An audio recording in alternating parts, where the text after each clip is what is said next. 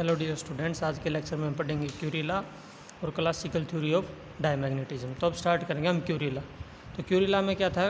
Curie ने क्या बताया था, इसने दो चीज़ें बताई थी कि आपकी जो इंटेंसिटी ऑफ मैग्नेटाइजेशन है आई, वो क्या होगी, आपकी दो चीज़ों के प्रोपोर्शनल है। एक तो डायरेक्टली प्रोपोर्शनल है किसके, मैग्नेटिक इंडक्शन या मैग्नेटिक फील्ड जो हम बोलते हैं बी, और दूसरा ये डायरेक्ट इन्वर्सली प्रोपोर्शनल है टेम्परेचर के। अगर इन दोनों टर्म्स को हम रिलेट करेंगे तो आई जो हमारी intensity of magnetization directly proportional to B by T, लेकिन बी डायरेक्टली प्रोपोर्शनल टू क्या है, एच, मैग्नेटाइजिंग इंटेंसिटी के। तो आई को हम क्या लिख सकते हैं, बी को रिप्लेस कर सकते हैं एच से, एच बाई टी, और आई कैन बी रिटन है सी एच बाई टी। सी क्या है, यहाँ पर एक क्यूरी कॉन्स्टेंट है, कॉन्स्टेंट ऑफ प्रोपोर्शनलिटी जिसको बोल रहे हैं, क्यूरी का लाता है, इसलिए सी को क्या बोला, क्यूरी कॉन्स्टेंट। अब हमारी एक कंडीशन क्या है, हमने यहाँ पर वैल्यू निकाल ली। एक ला ये भी कहता कि यहाँ से क्या करेंगे, अगर इस वैल्यू को हम निकालें, इससे अगर निकालेंगे तो क्या हो जाएगा, I by H equal to C by T. I by H किस बराबर हो गया, सी बाई टी, तो सी बाई टी के बराबर हो गया। तो लेकिन हमारा क्या है, आई बाई एच क्या था, आई बाई एच हमारी मैग्नेटिक ससेप्टिबिलिटी भी होती है, तो हम क्या लिख सकते हैं, जहाँ ई एम जिसको बोलते हैं मैग्नेटिक ससेप्टिबिलिटी, तो ये हमारी सी बाई टी के बराबर हो जाएगी, क्यूरी कांस्टेंट और टेम्परेचर, यानी कि टेम्परेचर के इनवर्सली प्रोपोर्शनल है। अब दूसरा क्या कह रहा है कि हमारा जो ट्रांजिशन होगी फेरोमैग्नेटिक से पैरामैग्नेटिज्म में, तो उसमें क्यूरी लॉ का रिजल्टेंट क्या हो जाएगा, जहाँ M can be written as C by T minus T C, ये क्या है, क्यूरी टेम्परेचर। अब कंडीशन क्या होगी इसकी पॉजिटिव के लिए, टी हमेशा टी सी से ग्रेटर होना चाहिए, ये हमारा क्यूरी टेम्परेचर है, T C is Curie temperature. तो अब इस रिलेशन से हम क्या कह सकते हैं, जब टेम्परेचर क्या होगा, temperature of ferromagnetic substance is greater than Curie temperature, ये टेम्परेचर टी जब टी सी से ग्रेटर होगा, हमने लिखा यहाँ पर ये T greater than T C, ये जब भी बड़ा होगा, then the behaviour of ferromagnetic substance is same as that of paramagnetic substance. तो किस में चेंज हो जाएगा, वो पैरामैग्नेटिक में। एक तरह से कह सकते हैं क्यूरी टेम्परेचर या उससे ज़्यादा टेम्परेचर पे आने के बाद क्या हो जाएगा, हमारा सब्सटेंस फेरोमैग्नेटिक से पैरामैग्नेटिक में चेंज हो जाएगा। अब एक ग्राफ दिया हुआ है आई और एच बाई टी के साथ बीच में रिलेशन, तो इंटेंसिटी ऑफ मैग्नेटाइजेशन जो है इंक्रीज करेगी किसके साथ, एच बाई टी की वैल्यू इंक्रीज के साथ। एच की वैल्यू इंक्रीज करेंगे तो टी की भी इंक्रीज होगी साथ साथ आपकी, और एक कंडीशन ऐसी आ जाएगी जब ये मैक्सिमम वैल्यू इसकी हो जाएगी, उसके बाद इसकी वैल्यू इंक्रीज नहीं करेगी, उस कंडीशन को हम कहेंगे सैचुरेशन कंडीशन, और इस रीजन को कहेंगे saturation region. If you plot a graph between I and H by T, the external magnetic field is increased, H is increased and T is decreased, the atomic, इससे क्या हुआ, dipoles get aligned more and more in the direction of field, सभी direction field के direction में क्या हो जाएंगे, line हो जाएंगे, और सभी एक डायरेक्शन में हो जाएंगे, तो हमें क्या मिल जाएगा, उस टाइम पे इंटेंसिटी इंक्रीज हो जाएगी और सैचुरेशन मिलेगा।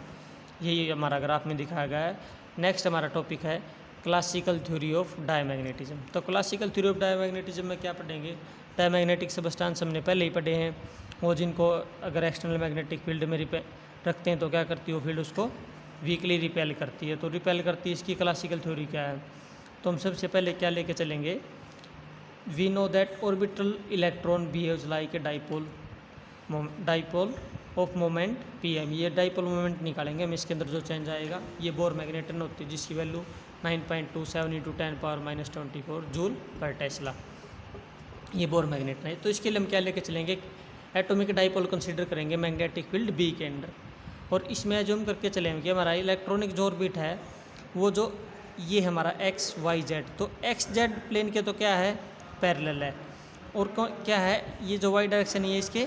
परपेंडिकुलर है। तो magnetic field and hence the magnetic flux linked with orbit is changing, तो कह रहा है कि मैग्नेटिक फील्ड जो है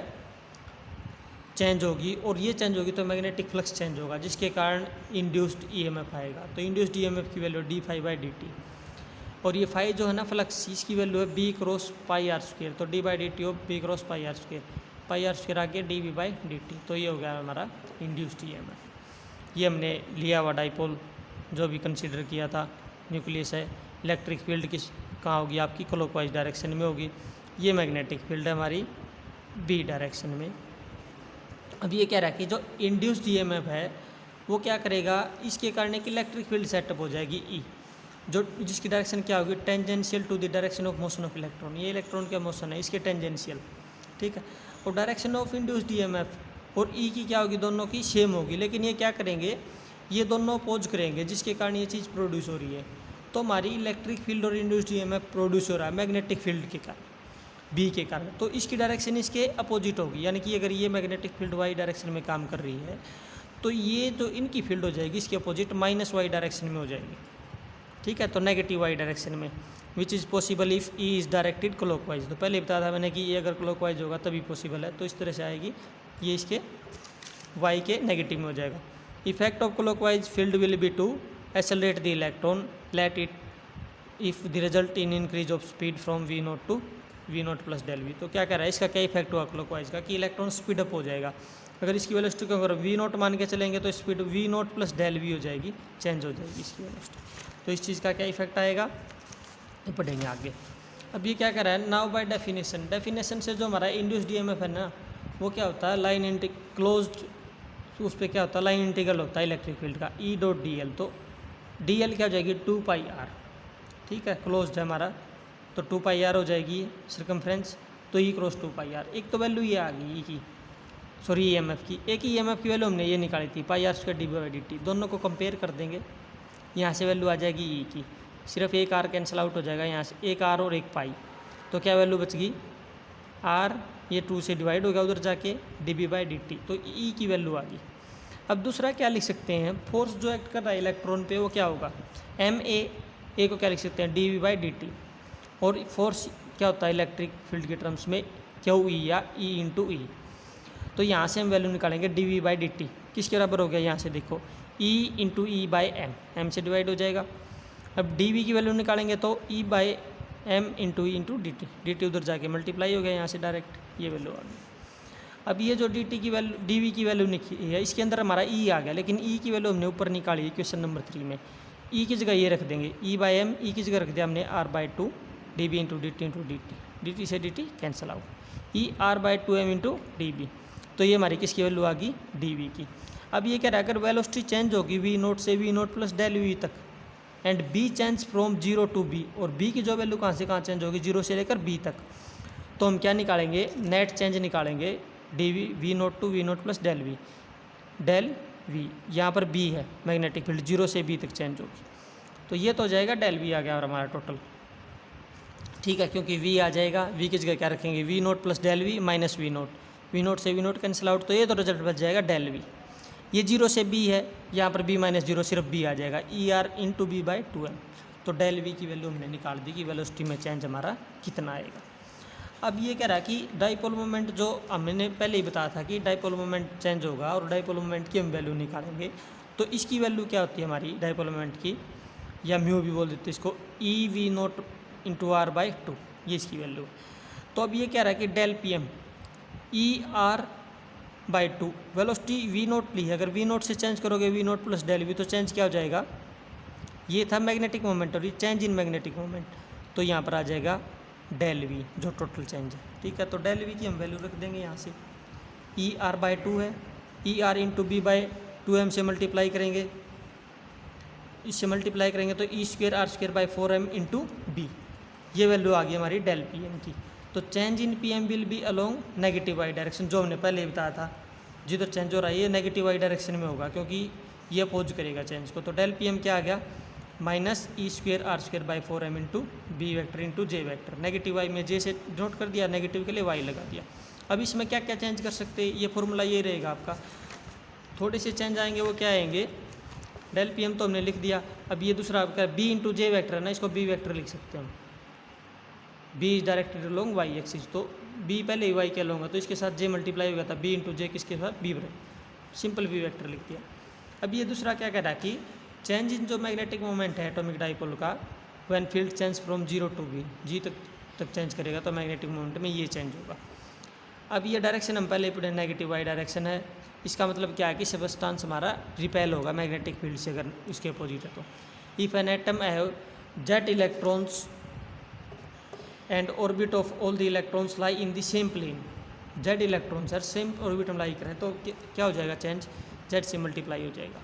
और अगर हम बल्क सैंपल लेते हैं जिसके अंदर n एटम्स पर यूनिट वॉल्यूम है तो n से भी मल्टीप्लाई हो जाएगा, n into del P m, तो वैल्यू हो जाएगा minus n z e square r square by 4m into B vector, ये डेल पी एम। अब ये जो पी एम मैग्नेटिक मोमेंट, इसको हम क्या लिख सकते हैं, जाई एम इंटू बी वेक्टर, ये जो वैल्यू है minus n z e square r square by 4m, ये हमारी मैग्नेटिक ससेप्टिबिलिटी है, यानी कि कोई मटेरियल जो है उसकी जो मैग्नेटाइज होने की जो कितना इजीली वो मैग्नेटाइज हो सकता है, ये हमारी मैग्नेटिक ससेप्टिबिलिटी है। तो ये डिस्कशन हमें क्या बताता है, अगर हम एटम को चेंजिंग एक्सटर्नल मैग्नेटिक फील्ड में रख दें डाइपोल मोमेंट को, तो हमने एक एटम कंसीडर कर लिया जिसके अंदर 2 इलेक्ट्रॉन्स हैं, अगर फील्ड अप्लाइड नहीं है तो क्या होगा, वो एक दूसरे का रिजल्ट कैंसिल आउट कर देंगे, चेंज हो जाएगा डेल पी एम 0। अगर दूसरा हम क्या करेंगे, उसी एटम को हम अगर चेंजिंग मैग्नेटिक फील्ड में रख देंगे तो del P m minus del P m, तो चेंज कितना हो जाएगा 2 डेल पी एम। तो क्या इफेक्ट पड़ा यहाँ पर मैग्नेटिक फील्ड अप्लाई करने का, हमारा इफेक्ट ये पड़ा कि in absence of magnetic field dipole moment of atomic dipole was 0, how it will acquire a net dipole moment equal to 2 del P m, लेकिन मैग्नेटिक फील्ड में 2 डेल पी एम हो गया। It will be oppose to the direction of B के direction के oppose होगा, ये हम पहले ही पढ़ चुके हैं नेगेटिव डायरेक्शन में। तो इससे क्या रिजल्ट निकलेगा कि जो हमारा सबस्टांस ऐसा होगा, सच जिस तरह का जो बिहेव करेगा उस सबस्टांस को कहेंगे हम diamagnetic substance. In general dipole moment of all diamagnetic substance, जितने भी डायमैग्नेटिक सबस्टांस हैं उनका dipole moment absence of magnetic field जो है, एक्सटर्नल कोई भी मैग्नेटिक फील्ड काम नहीं करे तो 0 है, but when substance is placed in non uniform, यानी कि सब जगह एक जैसे ना हो, नॉन यूनिफॉर्म मैग्नेटिक फील्ड होगी तो नेट डाइपोल मोमेंट इंड्यूस्ड होगा ईच एटम में, और सबस्टांस एक फोर्स एक्सपीरियंस करेगा in the direction of negative Y axis और in the direction of decreasing magnetic field, क्योंकि नेगेटिव वाई डायरेक्शन में फील्ड आपकी डिक्रीज होगी। Since magnetic field produced by a bar magnet is non uniform, diamagnetic substance are repelled by the bar magnet. इसका मतलब क्या, opposite में force लग रहा तो ये हमारा सबस्टांस क्या होगा, मैग्नेटिक फील्ड डायमैग्नेटिक सबस्टांस हमारा रिपेल्ड होगा, और ये हमारी डायमैग्नेटिक थ्योरी होती है।